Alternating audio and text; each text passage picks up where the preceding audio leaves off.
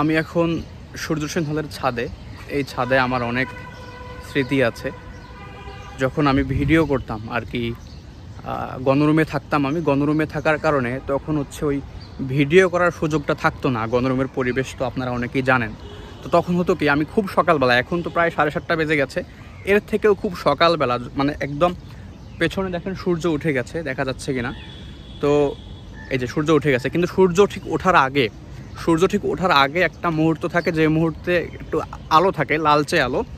তো সূর্য উঠলে হয় কি, সরাসরি ডিরেক্ট হচ্ছে এই যে রোডটা পড়ার কারণে হচ্ছে হয় না, ওই ভালো ভিডিও কোয়ালিটি ভালো হতো না।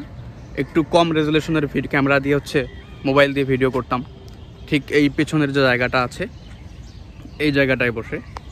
এখন হচ্ছে গণরুমে থাকার কারণে হতো কি, তখন হচ্ছে আমি এই ছাদে ভিডিও করতাম, এবং ছাদ সবসময় আবার ফাঁকা পাওয়া যেত না। তখন করতাম কি, আমি হচ্ছে ছিলাম তখন হচ্ছে 326-এর কতে, ঠিক ওই কর্নারটাতে।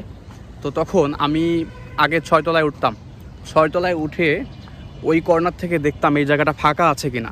সকালবেলা অনেকে সকালবেলা এখানে এসে ফোনে কথা বলে, কিংবা সকালে পত্রিকা পড়ে, এখানে এসে একটা ভালো সময় কাটায় ভোরবেলা, যারা ফজরের নামাজ পড়ে।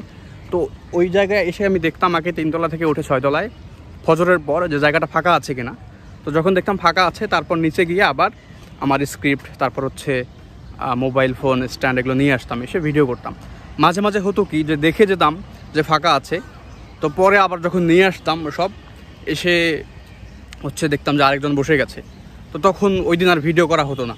তো এরকম কিছু একটু ঝামেলা ছিল ভিডিও করার ক্ষেত্রে।